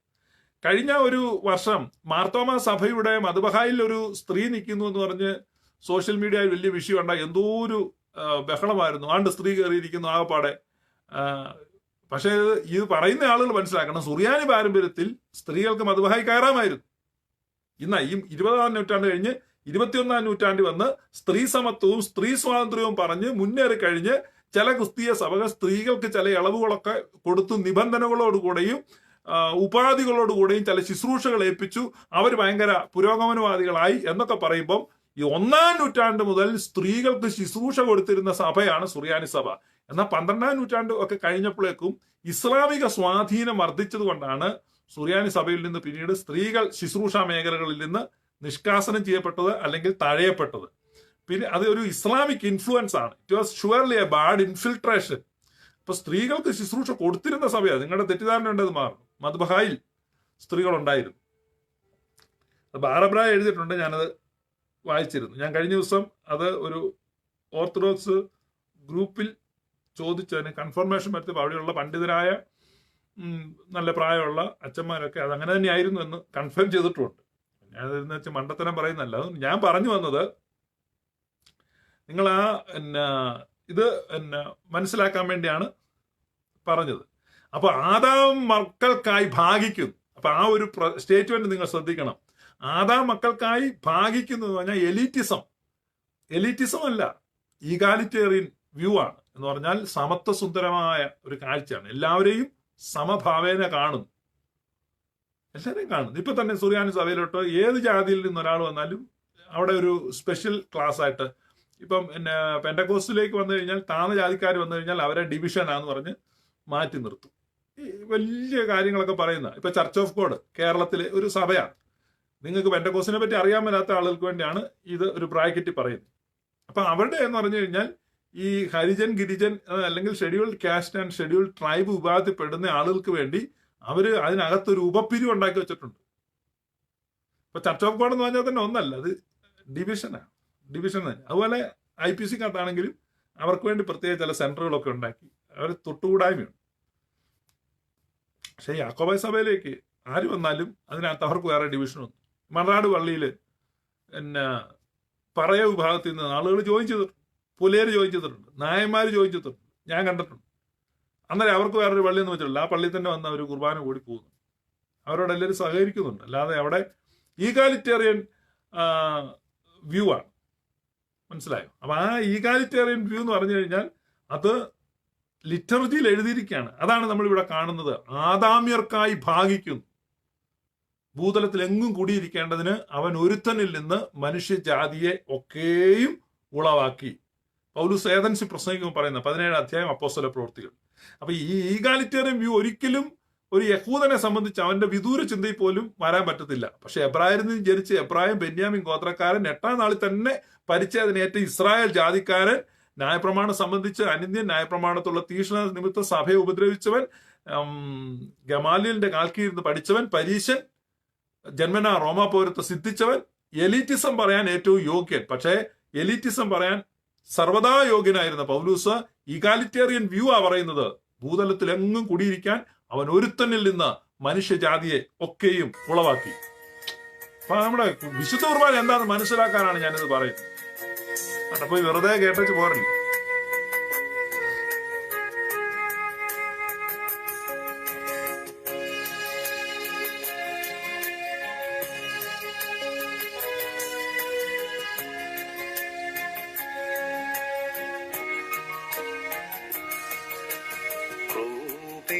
ക്രൂപേന്മാരുടെ തേരതുപോലെ സ്ഥിരമീ മാത്മഹാ സ്വർഗത്തിൻ സേനകളുണ്ടതിനെ ചുറ്റിക്കൊണ്ട്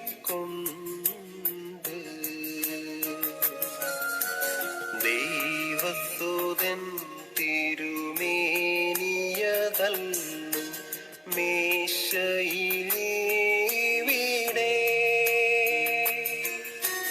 കൈകളിലാകാം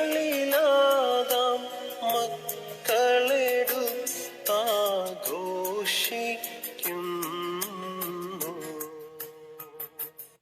ആ വരെ നിങ്ങൾ ശ്രദ്ധിച്ചോ? ദൈവസുതന്റെ ശരീരവും രക്തവുമാണ്. കൈകളിൽ ആദാം മക്കൾ അതെടുത്ത് ആഘോഷിക്കുന്നു. ആദാം ആ വിലക്കപ്പെട്ട കനിയാണ് കൈകളിൽ പിടിച്ചത്. പക്ഷെ ഇവിടെ ആദാമിന്റെ മക്കൾക്ക് ദൈവസുതന്റെ ശരീര രക്തങ്ങളെ കൈകളിൽ എടുക്കാൻ what A privilege it is. ഈ മദ്ബഹ സ്ഥിരമാണ്, ക്രോബേന്മാരുടെ തേര് പോലെ. ഇപ്പൊ ദൈവത്തിന്റെ ദൂതന്മാർ അതിനെ ചുറ്റുന്നു. അത് വേറൊരു ദിവസം ഞാനത് വിശദീകരിക്കാം, കാരണം അത് വരുന്നുണ്ട്, വേറൊരു വിഷയം.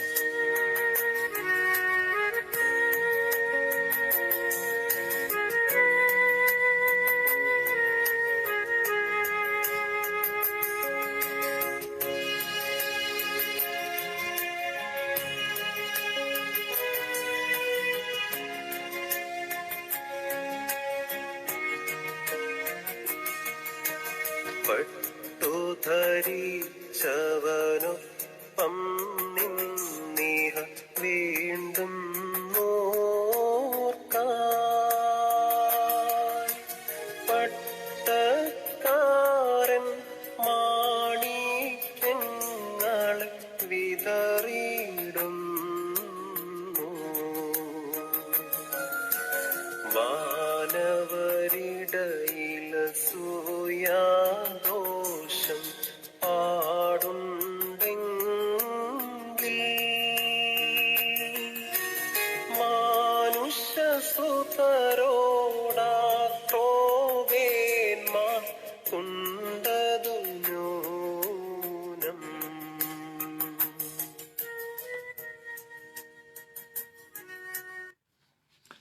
അവിടെ ഒരു ഇതാണ്, ഈ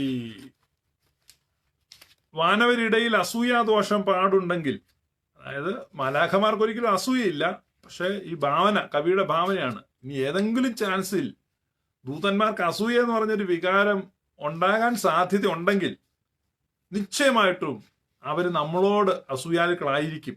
എന്ന് പറഞ്ഞാൽ we are more than privilege than all angels. എല്ലാ മലാഖമാരെക്കാളും നമ്മൾ പദവിയുള്ളവരാണ്.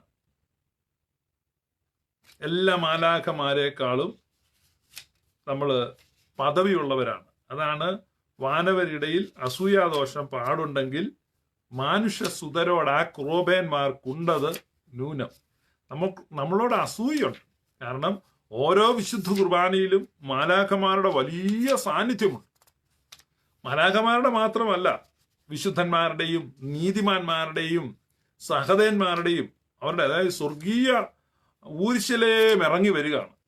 ഞാൻ പല പ്രാവശ്യം ലൈവിൽ പറഞ്ഞിട്ടുണ്ട്, അതുകൊണ്ട് ഞാൻ പറയുന്നില്ല. എബ്രായ ലേഖനം 12-ാം അധ്യായം നിങ്ങൾ വായിക്കണം. അവിടെ നമ്മൾ വായിക്കുകയാണ്, നമ്മൾ ഈ ആരാധനയ്ക്കായി വരുമ്പോൾ വിശുദ്ധ കുർബാനയിലേക്ക് ഇറങ്ങി വരുന്നത്, അതേക്കുറിച്ച് നമ്മൾ ഗ്രഹിക്കണമെങ്കിൽ നിങ്ങൾക്ക് ഈ ഡയമെൻഷൻസിനെ പറ്റി ഒരല്പം ധാരണ വേണം. ഇന്നത്തെ കാലത്ത് ഈ കമ്പ്യൂട്ടറൊക്കെ പഠിക്കുന്ന ആളുകളായതുകൊണ്ട് കുറെ പഴയതിനേക്കാൾ കൂടുതൽ ധാരണ വരും. ഈ ചില ആളുകൾ ചോദിക്കും, ഈ മാതാവ്, പരിശുദ്ധ ദൈവമാതാവ് സർവ്വവ്യാപിയാണോ? വേളാങ്കണ്ണിയിൽ പ്രാർത്ഥിക്കുമ്പോൾ മണറാട്ടു ഇരുന്ന് പ്രാർത്ഥിക്കും, ഇതെങ്ങനെ ഒക്കുന്നേ? അത് ഈ ദൈവികതയെക്കുറിച്ചുള്ള ബോധം ഇല്ലാത്തത് കൊണ്ടാണ്. ഇപ്പൊ നമ്മൾ ഈ ഡയമെൻഷൻസിനെ കുറിച്ച്, മാനങ്ങൾ, ഡയമെൻഷൻ, അപ്പം ഏകമാനം, ദ്വിമാനം, ത്രിമാനം, ചതുർമാനം, പഞ്ചമാനം, അപ്പൊ അങ്ങനെ വരുമ്പോൾ മാനം എന്ന് പറഞ്ഞാൽ, അല്ലെങ്കിൽ ഡയമെൻഷൻ, 1 ഡയമെൻഷൻ, 2 ഡയമെൻഷൻ, 3 ഡയമെൻഷൻ. അപ്പൊ ഈ 1 ഡയമെൻഷൻ എന്ന് പറഞ്ഞാൽ ഒരു പോയിന്റ് ആണ്. ആ ഒരു പോയിന്റിന് ലംബമായിട്ട് വേറൊരു പോയിന്റ് വെച്ചാൽ അതൊരു ലൈനായി. ഈ ലൈൻ, അപ്പൊ 2 പോയിന്റ്സ് ആണ് ഒരു ലൈനെ ഡിഫൈൻ ചെയ്യുന്നത്. ആ ലൈനെ വെർട്ടിക്കലായിട്ട്, ലംബമായിട്ട് ഒരു പോയിന്റ് വെച്ചു. ആ പോയിന്റ്, ഈ 3 പോയിന്റ് വരുമ്പോൾ ഒരു പ്ലെയിനാണ്. ഒരു പ്ലെയിൻ എന്ന് പറഞ്ഞാൽ ഒരു കടലാസായിട്ട് കൂട്ടാം. അതായത് ഇതൊരു പോയിന്റ്, ഒരു ബിന്ദു, ഇത് വേറൊരു ബിന്ദു. ഒരു ബിന്ദുവിൽ നിന്ന് മറ്റൊരു ബിന്ദുവിലേക്ക് ഒരു വര, ദാറ്റ് ഈസ് എ ലൈൻ. അപ്പൊ 2 points defines a line and 3 points defines a plane. അപ്പൊ ഒരു പ്ലെയിൻ ആണിത്. ഈ പ്ലെയിൻ എന്ന് പറഞ്ഞാൽ 3 പോയിന്റ് വേണം. അപ്പൊ മിനിമം 3 പോയിന്റ് ആണ് ഒരു പ്ലെയിനെ ഉണ്ടാക്കുന്നത്. അപ്പൊ 3 പോയിന്റിലൂടെയും പോകുന്ന ഒരു പ്ലെയിനേ ഉള്ളൂ. 3 പോയിന്റും ഉൾക്കൊള്ളാൻ പറ്റുന്ന ഒരൊറ്റ തലമേ ഉള്ളൂ. അതാണ് ഡെഫിനിഷൻ എന്ന് പറഞ്ഞാൽ വ്യക്തമായി ഡിഫൈൻ ചെയ്യാം. 2 പോയിന്റ് ഉണ്ട്. ആ 2 പോയിന്റിൽ കൂടെ പോകുന്ന എത്ര പ്ലെയിൻ ഉണ്ട്? 2 പോയിന്റിൽ കൂടെ പോകുന്ന എത്ര പ്ലെയിൻ ഉണ്ട്? അതായത് 2 പോയിന്റ് ഉണ്ട്. ആ ഈ പേപ്പർ ഇങ്ങനെ ഉണ്ടാച്ചാൽ 2 പോയിന്റ് ചരിച്ചു വെക്കാം, തിരിച്ചു വെക്കാം. അതായത് കോടാനുകോടി പ്ലെയിൻസ് ഉണ്ട് എന്ന് പറഞ്ഞാൽ നിങ്ങൾ 2 പോയിന്റ് ഇട്ടാൽ 2 ബിന്ദുക്കളെ അന്തരീക്ഷത്തിൽ വെച്ചാൽ ആ 2 ബിന്ദുക്കളിലൂടെ പോകുന്ന കോടിക്കണക്കിന് പേപ്പർ വെക്കാൻ പറ്റും. ഏതെല്ലാം ആംഗിളിൽ വെക്കാൻ പറ്റും. ഈ 2 പോയിന്റിനെ അത് ഉൾക്കൊള്ളും. എത്ര കോടി പ്ലെയിൻസ് ഉണ്ടെന്നറിയോ? ഇൻഫിനിറ്റ് നമ്പർ ഓഫ് പ്ലെയിൻസ് ഉണ്ട്. Infinite number of planes can consist 2 particular points. അപ്പൊ ഈ 2 particular പോയിന്റ്സിനെ ഇൻഫിനിറ്റ് നമ്പർ ഓഫ് പ്ലെയിൻസിന്, കാരണം എന്താ? പ്ലെയിൻ ഡിഫൈൻ ചെയ്യുന്നത് 3 പോയിന്റ്സ് ആണ്. അപ്പൊ 3rd പോയിന്റ് വരുമ്പോഴേ ഈ പ്ലെയിൻ ഡിഫൈൻ ആകത്തുള്ളൂ. 2 പോയിന്റ് ആകുമ്പോൾ പ്ലെയിൻ ഇൻഫിനിറ്റ് ആണ്. ഇനി അടുത്തത് ഈ 3 പോയിന്റ് വരുമ്പോഴാണ് ഒരു പ്ലെയിൻ ഡിഫൈൻ ചെയ്യപ്പെടുന്നത്. അപ്പൊ അതാണ് 3 dimension എന്ന് പറയുന്നത്. We live in A 3 dimensional world. അപ്പോൾ അടുത്തത് ഗോഡ്, ദൈവം എവിടെയാണ്? He's beyond time and space. സമയത്തിനും സ്ഥലത്തിനും അതീതനാണ് ദൈവം. സോ ദൈവം ഒരിക്കലും കാലത്തിനോ ഈ സമയത്തിനോ സ്ഥലത്തിനോ അധീനനല്ല, പരിമിതികൾക്ക് അധീനനാണ്.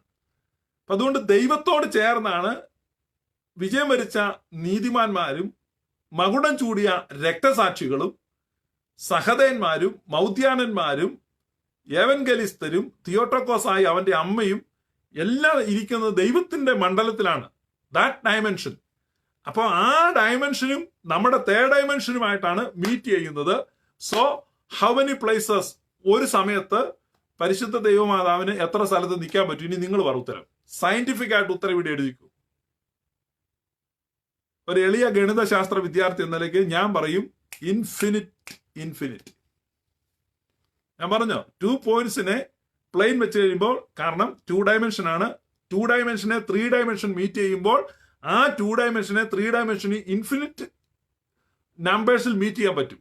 അങ്ങനെയാണെങ്കിൽ ഈ നമ്മൾ വരുന്നത് 4th dimension ആണെങ്കിൽ തന്നെ 3 dimensionനെ ഇൻഫിനിറ്റ് പ്ലേസസിൽ മീറ്റ് ചെയ്യാൻ പറ്റും. അപ്പോൾ ദൈവം വസിക്കുന്ന പ്ലെയിൻ അല്ലെങ്കിൽ ആ ഡയമെൻഷൻ എത്രയാണെന്ന് നമുക്കറിയത്തില്ല.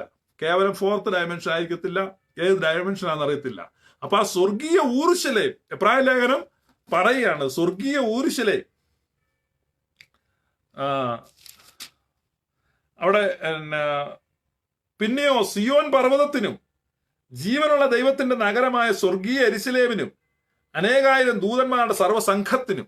അപ്പം സിയോൻ പർവ്വതം ഇറങ്ങി നിൽക്കുകയാണ് ഭൂമിയോട് സ്പർശിച്ച്. സിയോൻ പർവ്വതം എന്ന് പറഞ്ഞാൽ ഒറിജിനൽ സിയോൻ പർവ്വതം, സ്വർഗീയ സിയോനാണ്. ആ സ്വർഗീയ സിയോൻ പർവ്വതം നമ്മുടെ ഭൂമിയുമായിട്ട് സ്പർശിച്ച് നിൽക്കുമ്പോൾ അത് എവിടെയാണ്? അത് ഭൂമിയിൽ എല്ലായിടത്തും സ്പർശിക്കപ്പെട്ടിരിക്കുകയാണ്. ആ സിയോൻ പർവ്വതത്തിലാണ് സ്വർഗീയ യെരൂശലേം എന്ന നഗരം നിൽക്കുന്നത്. ആ സ്വർഗീയ യെരൂശലേമും അടുത്തത് അനേകായിരം ദൂതന്മാരുടെ സർവ സംഘത്തിനും, സ്വർഗത്തിൽ പേരെഴുതിയിരിക്കുന്ന ആദ്യജാതന്മാരുടെ സഭയ്ക്കും, എല്ലാവരുടെയും ദൈവമായ ന്യായാധിപതിക്കും, സിദ്ധന്മാരായ നീതിമാന്മാരുടെ ആത്മാക്കൾക്കും, പുതുനിയമത്തിന്റെ മധ്യസ്ഥനായ യേശുവിനും, ഹാബേലിന്റെ രക്തത്തെക്കാൾ ഗുണകരമായി സംസാരിക്കുന്ന പുണ്യാഹ രക്തത്തിനും അടുക്കലത്രേ നിങ്ങൾ വന്നിരിക്കുന്നത്. അപ്പൊ പുതിയ നിയമ സഭ ആരാധിക്കാനായി, നമ്മൾ ദിവ്യബലി അർപ്പണത്തിനായി അല്ലെ വിശുദ്ധ കുർബാനയ്ക്കായി നമ്മൾ പള്ളിയിലേക്ക് ചെല്ലുന്ന സമയത്ത് അവിടെ സംഭവിക്കുന്നത്, നമ്മൾ we are standing behind a big mountain. നമ്മൾ വലിയൊരു പർവ്വതത്തിന്റെ കീഴെയാണ് നിൽക്കുന്നത്. ആ പർവ്വതത്തിൽ സ്വർഗീയ യെരൂശലേമുണ്ട്, അനേകായിരം ദൂതന്മാരുടെ സംഘമുണ്ട്. അത് നിങ്ങൾ ഭാവനയെ കാണണം. വലിയൊരു പർവ്വതം ഇറങ്ങി വന്ന് നിൽക്കുകയാണ്. അപ്പൊ നമ്മുടെ പള്ളിക്കകത്തേക്ക് ആ പർവ്വതത്തിന്റെ ടിപ്പാണ് വന്ന് ഇറങ്ങി നിൽക്കുന്നത്. മനസ്സിലായോ? ആ പർവ്വതത്തിന്റെ വലിയൊരു ടിപ്പ് മദ്ബഹായിലിട്ട് ഇറങ്ങി നിൽക്കുകയാണ്. അതുകൊണ്ടാണ് അങ്ങനെ പാടിയ ക്രോബേന്മാരുടെ തേരതുപോൽ സ്ഥിരമീമാദ്ബഹ. ഈ പർവ്വതമാണ് ഇങ്ങനെ ഇറങ്ങി വന്നിരിക്കുന്നത്. അപ്പൊ ആ പർവ്വതത്തിൽ ആ സ്വർഗീയ യെരൂശലേമുണ്ട്. അവിടുന്ന് അനേകായിരം ദൂതന്മാരുടെ സംഘം ഇറങ്ങി നിൽക്കുകയാണ്. അവിടെ വിശുദ്ധന്മാരുടെ ആത്മാക്കളുണ്ട്, സിദ്ധന്മാരായ നീതിമാന്മാരുടെ ആത്മാക്കളുണ്ട്. സുറിയാനി സഭയുടെ വിശ്വാസമാണ്. ഇത് ബൈബിൾ നോക്കി ഉണ്ടാക്കിയല്ല. ഞാൻ ബലഹീനർക്ക് വേണ്ടി ബൈബിളിൽ നിന്ന് ഒരു വാക്യം വായിച്ചു. ബൈബിളിൽ അത് സാക്ഷ്യപ്പെടുത്തുന്നു. അപ്പൊ അങ്ങനെയാണ് നിൽക്കുന്നത്. അതപ്പോ അതേക്കുറിച്ചുള്ള ഒരു അവബോധം ഉണ്ടായിരിക്കണം. അപ്പൊ ഈ ദൂതന്മാർ മുഴുവൻ നമ്മളെ എന്ത് ചെയ്തുകൊണ്ടിരിക്കുക, നോക്കിക്കൊണ്ടിരിക്കുകയാണ്. അപ്പം ആളുകൾക്ക് ഇത് വെറും അപ്പവും വീഞ്ഞും ആയിരിക്കും, പക്ഷെ ദൂതന്മാർക്ക് ഇത് അപ്പവും വീഞ്ഞും അല്ല. അതാണ് ദൈവസൂതൻ തൻ. കണ്ടോ, ദൈവസൂതന്റെ രക്തശരീരങ്ങളാണ് ദൂതന്മാർക്ക്. അപ്പൊ അവർക്ക് അസൂയില്ല. പക്ഷെ അസൂയ ഉണ്ടെങ്കിൽ, കാരണം the manifold wisdom of God is made known through the church.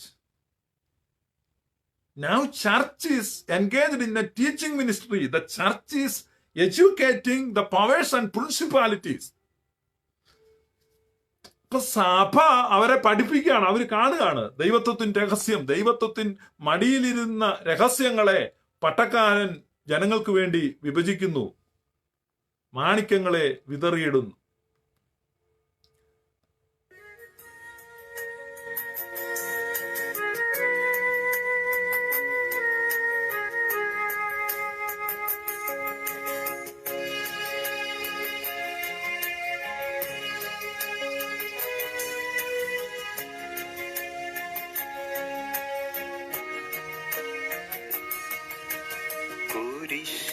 കുരിശിപ്പാനായി സുതനെ സ്നേഹിയോൻ നാട്ടിമരത്തെ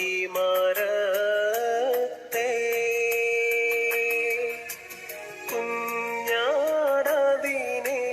ജനിപ്പിച്ചൊരു മരമുണ്ടായവിടെ.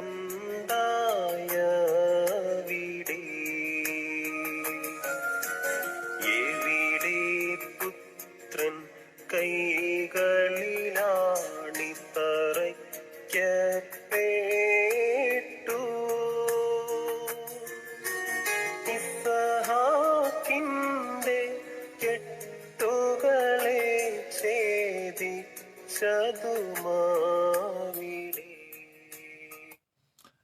അപ്പൊ അതാണ് കുഞ്ഞാടുണ്ടായ ഒരു മരം.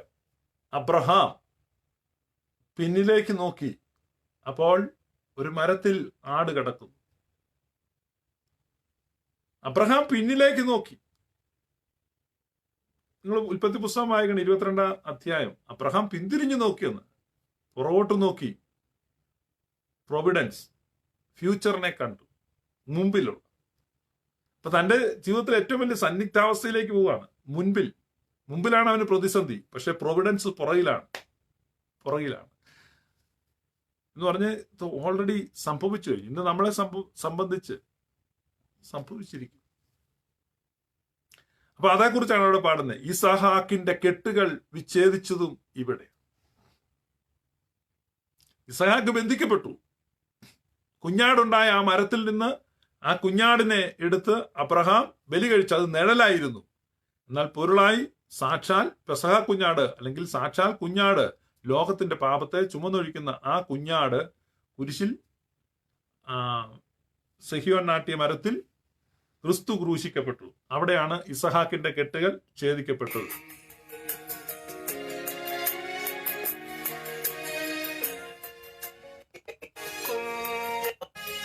അതാണ് ഈ പാടുന്നത്.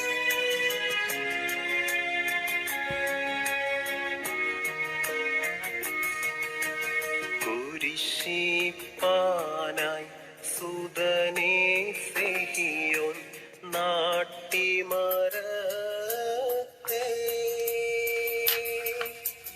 കുഞ്ഞാടതിനെ ജനിപ്പിച്ചൊരു മരമുണ്ടായവിടെ. എവിടെ പുത്രൻ കൈകളിലാണിത്തറയ്ക്കപ്പെട്ടു.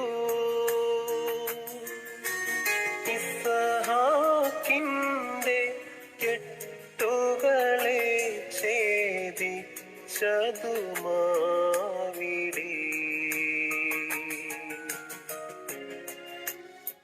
ഇസ്ഹാക്കിന്റെ കെട്ടുകള് അവിടെയാണ് ഛേദിക്കപ്പെടുന്നത്. നമ്മൾ ബൈബിളിൽ വായിക്കുമ്പോൾ ഇസ്ഹാക്കിന്റെ കെട്ടുകൾ അബ്രഹാം ഛേദിച്ചു, പക്ഷേ സാക്ഷാൽ ആ ഛേദനം നടക്കുന്നത് കുരിശിലാണ് എന്നാണ് പറയുന്നത്. പ്രാർത്ഥനയെക്കുറിച്ച്, വിശുദ്ധന്മാരോടുള്ള പ്രാർത്ഥനയെക്കുറിച്ച് ആരോ ചോദിച്ചിട്ടുണ്ട്. പരിശുദ്ധ മറിയത്തോടുള്ള പ്രാർത്ഥനയെക്കുറിച്ച്, ഈ പരിശുദ്ധ മറിയത്തോടുള്ള കൃപ നിറഞ്ഞ മറിയമേ നിനക്ക് സമാധാനം, നമ്മുടെ കർത്താവ് നിന്നോടുകൂടെ, നീ സ്ത്രീകളിൽ അനുഗ്രഹിക്കപ്പെട്ടവളാകുന്നു, നിന്റെ ഉദരഫലമായ യേശുമിശിഹ വാഴ്ത്തപ്പെട്ടവനാകുന്നു. ഇതാണ് ഈ കാത്തലിക് വേർഷനും ഓർത്തഡോക്സ് വേർഷനുമായിട്ട് സ്വല്പം വ്യത്യാസം, രണ്ടും സെയിം ആണ്, ഭാഷയിൽ അല്പം മാറ്റും. അപ്പൊ ഞാനിത് രണ്ടും ചൊല്ലാറുള്ളതുകൊണ്ട് എനിക്ക് ചിലപ്പോൾ ഇത് രണ്ടും മാറിപ്പോകും. സത്യത്തിൽ ഇത് മിക്കവാറും ഞാൻ ചൊല്ലുമ്പം സ്വർഗസ്ഥനായ പിതാവ് ചൊല്ലിയാലും കൃപ നിറഞ്ഞ മറിയമേ ചൊല്ലിയാലും ഇത് രണ്ടിൻ്റെയും കൂടെ ഒരു ഫ്യൂഷൻ രൂപമാണ് എന്നെ തരുന്നത്. പല ആളുകളും ചോദിക്കാറുണ്ട് ഇതെന്നെ ചൊല്ലുന്നത്. കാരണം ഞാൻ ഇത് രണ്ടും ചൊല്ലുന്നുണ്ട് ചിലപ്പോൾ മാറിപ്പോകും. തുടങ്ങുന്നത് ഓർത്തഡോക്സ് വേർഷനിലാണെങ്കിൽ തീരുന്നത് കത്തോലിക്ക വേർഷനിലായിരിക്കും. കാരണം ഐ എൻജോയ് ബോത്ത് ലിറ്റർജി. അപ്പൊ അതുകൊണ്ട് പിന്നെ ശുദ്ധമുള്ള മറിയമേ തമ്പുരാന്റെ അമ്മയെ പാപികളായ ഞങ്ങൾക്ക് വേണ്ടി ഇപ്പോഴും എപ്പോഴും ഞങ്ങളുടെ മരണസമയത്തും അപേക്ഷിക്കണം. അപ്പൊ എന്താണ് ഈ കൃപ നിറഞ്ഞ മറിയമേ എന്നുള്ള പ്രാർത്ഥന എന്ന് പറഞ്ഞാൽ അതിന്റെ എസൻസ് എന്താ? നിങ്ങൾ പറ, എന്താ പ്രാർത്ഥിക്കും? ഈ ആ പ്രാർത്ഥന പ്രാർത്ഥിക്കുന്നതിനുള്ള ദോഷം തന്നെ എന്താണ്? പ്രാർത്ഥിക്കുന്നത് it's prayer in the light of eternity, നിത്യതയുടെ വെളിച്ചത്തിലുള്ള പ്രാർത്ഥനയാണ്. പ്രാർത്ഥിക്കുന്ന ഇതാണ്, ശുദ്ധമുള്ള മറിയമേ തമ്പുരാന്റെ അമ്മയെ പാപികളായ ഞങ്ങൾക്ക് വേണ്ടി ഇപ്പോഴും എപ്പോഴും ഞങ്ങളുടെ മരണസമയത്തും അപേക്ഷിക്കണം. എന്ന് പറഞ്ഞാൽ നമ്മൾ ഈ ഇൻഷുറൻസ് ഒക്കെ എടുക്കുന്നതല്ല, അല്ലെങ്കിൽ ഒരു ചെറിയ തുക നിക്ഷേപം ഫ്യൂച്ചറിലേക്ക് ഇങ്ങനെ ഇടുന്നതല്ല. നമ്മുടെ അനുദിന പ്രാർത്ഥനയിൽ ഓരോ നന്മ നിറഞ്ഞ മറിയമേ അല്ലെ കൃപ നിറഞ്ഞ മറിയമേ ചൊല്ലുമ്പോൾ നമ്മുടെ മരണസമയത്തിനു വേണ്ടിയാണ് പ്രാർത്ഥിക്കുന്നത്. What a noble prayer. മനസ്സിലായോ? നമ്മുടെ പ്രാർത്ഥനകളിലെല്ലാം ഇപ്പം സന്ധ്യ പ്രാർത്ഥനയാണെങ്കിൽ തന്നെ ഞങ്ങൾക്ക് സമാധാനപരന്മാർക്കായിട്ടുള്ള നല്ല അവസാനത്തിന് ഞങ്ങളെ യോഗ്യരാക്കണമേ, ഉത്തമമായ ക്രിസ്തീയ അവസാനം ഞങ്ങൾക്ക് തരണമേ, വിശുദ്ധ കുർബാനയാണെങ്കിലും അനുദിന പ്രാർത്ഥനയാണെങ്കിലും അതിനകത്തെല്ലാം തുടർച്ചയായിട്ട് നല്ല മരണത്തിന് വേണ്ടിയുള്ള ഒരു പ്രാർത്ഥന. അപ്പം മരണത്തിന് വേണ്ടിയുള്ള പ്രാർത്ഥനയാണ് സുറിയാനിക്കാരുടെ പ്രാർത്ഥനയിലെ മെയിൻ ഒരു വിഷയമാണ്. ഉത്തമമായ അവസാനം ഞങ്ങൾക്ക് തരണമേ, സമാധാനമായ മരണം ഞങ്ങൾക്ക് തരണമേ. മരണത്തിനു വേണ്ടി ഇതുപോലെ പ്രാർത്ഥിക്കുന്ന ഒരു സഭയില്ല ഇപ്പോഴും. അപ്പം അതിൻ്റെ അകത്തുള്ള ഒരു ആഡഡ് വാല്യൂ ആണ് ഈ കൃപ നിറഞ്ഞ മറിയമേ പ്രാർത്ഥന. ആ പ്രാർത്ഥന എല്ലാം കൂടാതെ അതിനകത്തും ഈ കൃപ നിറഞ്ഞ മറിയമേ ചൊല്ലുന്നത് എന്തിനു വേണ്ടിയാണ്? മരണസമയത്തിന് വേണ്ടി. നിങ്ങൾ ആരെങ്കിലും ചിന്തിച്ചിട്ടുണ്ടോ എന്ന് എനിക്കറിയത്തില്ല. ഞാൻ ഒരിക്കൽ ലൈവ് പറഞ്ഞ നമ്മുടെ കുറിലോസ് തിരുമേനി പറഞ്ഞ കാര്യം, നമ്മൾ ആ പ്രാർത്ഥന ചൊല്ലുമ്പോൾ ഓരോ പ്രാവശ്യവും നിങ്ങൾ നന്മ നിറഞ്ഞ മറിയമേ ചൊല്ലുന്ന സമയത്ത് that prayer, the chanting of that prayer reminds you about your death. അതിനേക്കാൾ വലിയൊരു ക്രിസ്ത്യൻ പെർസ്പെക്റ്റീവിലുള്ള പ്രാർത്ഥനയാണ്. കാരണം ഓരോ പ്രാവശ്യം ചാൻറ്റ് ചെയ്യുമ്പോഴും, ഇപ്പൊ 53 മണി ജപം, ഇപ്പൊ കൊന്ത ചൊല്ലുന്നതിനെ പറ്റി ഒരാൾ ചോദിച്ചു, ഞാൻ കൊന്തയെ പറ്റി ഒന്ന് എക്സ്പ്ലെയിൻ ചെയ്യാനിരിക്കുകയാണ്. അപ്പൊ ഈ 53 മണി ജപം ചൊല്ലുമ്പം നിങ്ങൾ എന്നാ മനസ്സിലാക്കുക, അതിനകത്ത് ആകെ 5 പ്രാവശ്യം സ്വർഗസ്ഥനായ പിതാവെ ചൊല്ലുന്നുണ്ട്. അപ്പൊ ഈ മിനിമം 50 പ്രാവശ്യം മരണത്തെ ഓർക്കുക. അപ്പൊ ഒരാളെ വാഷ് ചെയ്യാൻ അതിനേക്കാൾ കൂടി ഒരു തെറാപ്പി ഉണ്ട്. ഓരോ ചാൻറ്റിങ്ങിലും പറയാണ്, ശുദ്ധമുള്ള മറിയമേ തമ്പുരാന്റെ അമ്മയെ പാപികളായ ഞങ്ങൾക്ക് വേണ്ടി ഇപ്പോഴും എപ്പോഴും ഞങ്ങളുടെ മരണസമയത്തും ഞങ്ങൾക്ക് വേണ്ടി. ഇപ്പൊ 2 കാര്യം അവിടെ ഏറ്റു പറയാണ്. I am a sinner, surely I will have to face death. അപ്പൊ ഞാൻ പാപിയാണ്, എനിക്കൊരു മരണമുണ്ട്. ഈ കാര്യം 50 പ്രാവശ്യം ഏറ്റു പറയും. ഒരു കൊന്ത എന്ന് പറഞ്ഞാൽ ആദ്യത്തെ എന്തൊരു ഭയങ്കരമാണ്. ഞാനതിനെ ഭയങ്കരമായിട്ട് മതിക്കുന്നുണ്ട്. ഈ കൊന്ത ചൊല്ലുന്ന ഭാഗ്യമുള്ളവരൊക്കെ ഇതിനകത്തുണ്ട്. കൊന്ത ചൊല്ലുന്നവർ ഓർക്കണേ, അത് ചുമ്മാ നിങ്ങൾ ഈ ചൊല്ലി പോകരുത്. അതതിന്റെ അർത്ഥം അറിഞ്ഞ് ചൊല്ലുമ്പോൾ ഓരോ ചാൻറ്റിങ്ങും നിങ്ങളോട് പറയാണ്, you are A Sinner, that makes you humble. ചില ആള് അഹങ്കാരമായിട്ട് സ്വർണം കൊണ്ടുള്ള കൊന്തയൊക്കെ ഇരുന്ന് ചൊല്ലിക്കണം, അതൊന്നും എനിക്കറിയത്തില്ല. പക്ഷേ നമ്മൾ ചൊല്ലുമ്പം പാപികളായ ഞങ്ങൾക്ക് വേണ്ടി, അടുത്തത് പറയാണ് ഞങ്ങളുടെ മരണസമയത്തും. അപ്പൊ 2 കാര്യമാണ് ആ പ്രാർത്ഥന. ഒന്ന്, നമ്മൾ നമ്മുടെ കുറവിനെ ഏറ്റു പറയുന്നു, അതോടൊപ്പം തന്നെ നമ്മൾ പറയുന്നു നമ്മുടെ മരണസമയത്ത്. അപ്പം നമുക്കൊരു മരണമുണ്ട് എന്ന് ഓർക്കുക. അത് ഓർക്കുമ്പോൾ ഏതൊരു മനുഷ്യനെയും അത് എന്ത് ചെയ്യും? ശുദ്ധീകരിക്കും.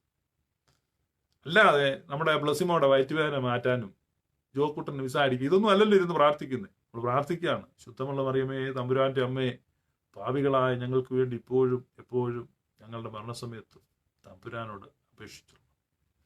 That prayer is forever and ever. കാലത്തെയും സമയത്തെയും എല്ലാം അതിജീവിക്കുന്ന പ്രാർത്ഥന. Thank you for watching.